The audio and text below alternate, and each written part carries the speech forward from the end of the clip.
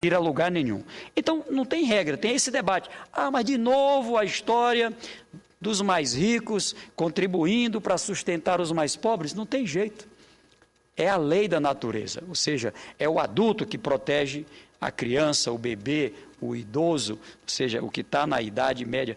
É o idoso que tem mais experiência, que aconselha, que tem mais, enfim. É assim que funciona em todos os aspectos da vida e da natureza. E é assim também que tem que acontecer. Inclusive o Brasil, eu digo isso como parte, com muito orgulho, de um país que já não é mais subdesenvolvido, é um país que caminha para as condições do desenvolvimento, um país que quer colocar a sua assinatura, avançando na institucionalização e, ao mesmo tempo, com os mecanismos de implementação. Nós vamos fortalecer as estruturas de financiamento, de garantia de meios e de recursos. O Brasil, com certeza, estará junto dentro desse processo. E, do outro lado, foram tratados de alguns temas que eu considero importantes. A transferência obrigatória de tecnologia. Um exemplo, se um país quer que a gente tenha menos emissões, e ele é detentor da tecnologia, por exemplo, da eólica, da energia a vento, ou detentor da tecnologia da energia solar, enfim, que são menos impactantes do ponto de vista ambiental.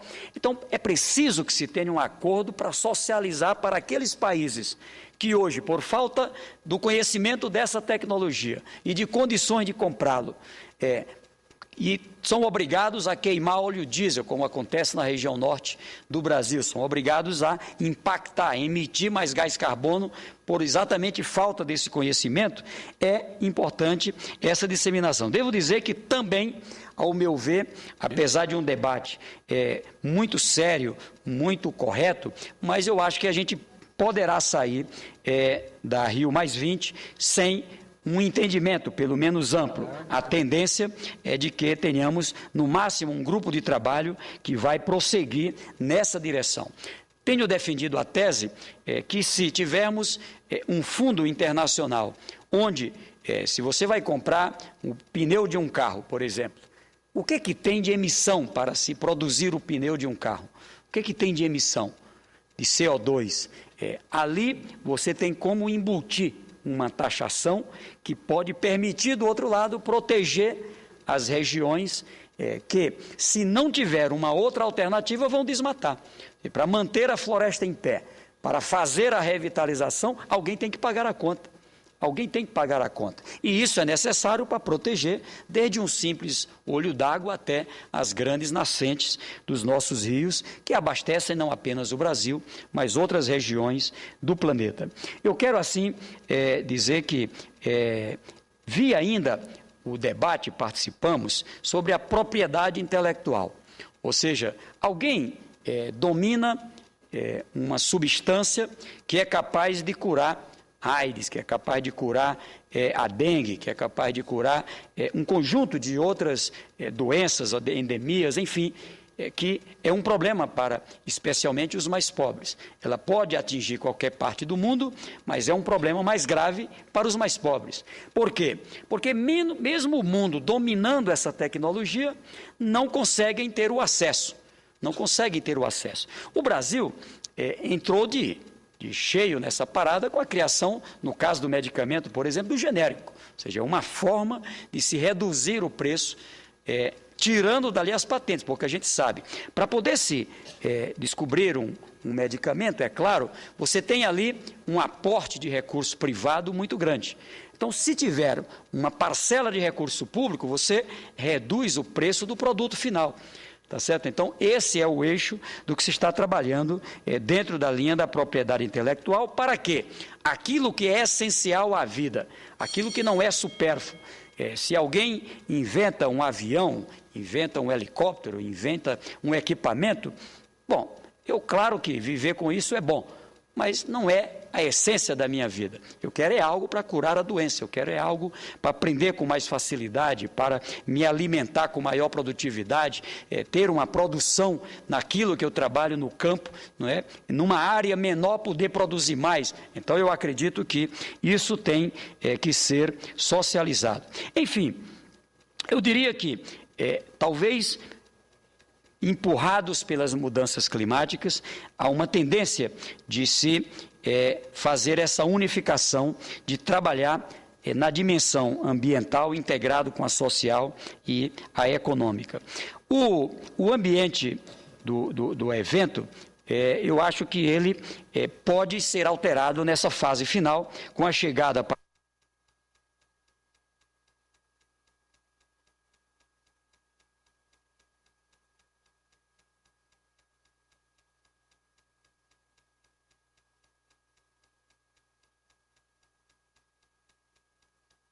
Eu agradeço, senhor presidente, estou concluindo e sou muito grato pela vossa generosidade. O fato é que nós temos ali condições de, com a presença, porque o que acontece? Nessa fase, são os embaixadores, são os ministros, parlamentares, nós tivemos lá uma plenária de parlamentares, com parlamentares do mundo inteiro, onde também colocamos a nossa parte em relação a esse trabalho. Eu dizia que empurrado pela crise econômica, empurrado pela crise social. Ainda a pobreza hoje da África, do México, da América do Sul, da América Latina, é um problema para os ricos, porque vai se fazer muro para todo lado, vão proibir o ir e vir, o direito de ir e vir dos povos no mundo. A gente está vendo os constrangimentos de países não aceitando a entrada de brasileiros ou de pessoas de outro país, muitas vezes com vexames muito grandes. Por quê? Porque a gente não consegue dar conta de colocar qualidade de vida espalhada por todas as regiões do mundo. Tem aí 1 bilhão de pessoas, pelo menos, precisando desse apoio. E certamente há essa necessidade. Portanto, a discussão financeira, onde o foco aí são os bancos, a econômica, as indústrias, o comércio, as bases de produção e a ambiental, não é, com a participação pública e as organizações sociais do setor privado. Enfim, o que se busca é a definição, a clareza. O que é a economia verde, que é um tema novo colocado no debate? O que é isso mesmo? É preciso definir com muita clareza. É um princípio novo, assim como o princípio da responsabilidade com as futuras gerações, que já foi aprovado, ou seja, intergeracional, a nossa geração, nós que estamos vivos hoje, aqui no planeta Terra, nesse lugar chamado Brasil, termos responsabilidade com as gerações dos nossos filhos, dos nossos netos, dos nossos bisnetos, enfim, dos que vêm aí pela frente. Eu quero, assim, dizer que outro avanço foi tratar de forma mais específica sobre os principais desafios do mundo nesse triângulo: economia, meio ambiente e o social. Energia, água, alimento, oceano, não só água doce, oceano também, população urbana. Como é que nós vamos lidar com as grandes concentrações humanas? Cidades como São Paulo, Tóquio, Cidade do México e tantas outras, mas cidades também que caminham para um crescimento muito grande. Ou seja, o que está provado é que a educação, ela por si só, ela permite um equilíbrio com um aumento da expectativa de vida e uma redução da taxa de natalidade. A taxa de natalidade do meu estado, para lhe dar um exemplo, talvez Vossa Excelência também, quando eu olho, o meu bisavô teve 32 filhos. 32 filhos hoje ele ia para a cadeia, se ele inventasse de ter esse tanto de filho, né? E aí, quando vem para a geração do meu avô, ele teve 13 filhos, é impensável. Já pensou as mulheres que estão aqui nos acompanhando, ou os homens, você já parou para pensar o que é ter hoje, não é, nas novas gerações, 13 filhos? Não estou falando nem de 32, tá certo? 13. A minha geração é uma geração que normalmente, e é uma geração já de 50 anos, 40 anos, 60 anos de idade, essa geração, veja só o que a educação fez, nos permitiu compreender que era preciso ter uma família menor. 3, 4 no máximo. A geração dos nossos filhos, 2, 1, ou seja, com uma expectativa de vida de 75 anos, isso vai levar o Brasil rapidamente a um crescimento um crescimento empatado ou até menor, um crescimento de natalidade até menor do que a taxa de mortalidade por todas as coisas. Então, a China, por exemplo, é o primeiro país grande do mundo que já tem taxa negativa, e assim vários outros países educacionalmente mais desenvolvidos. Claro que a China teve o fuzil, tá certo? Teve a ameaça, não é, conforme estabelecido em lei. Então, esse é um tema que nós vamos ter que cuidar com todo o padrão. E para encerrar, senhor presidente, mesmo, o grande avanço que está lá é o princípio, está incluído aí as regiões. Sei que Vossa Excelência está além do pleito, mas eu sou grato aqui.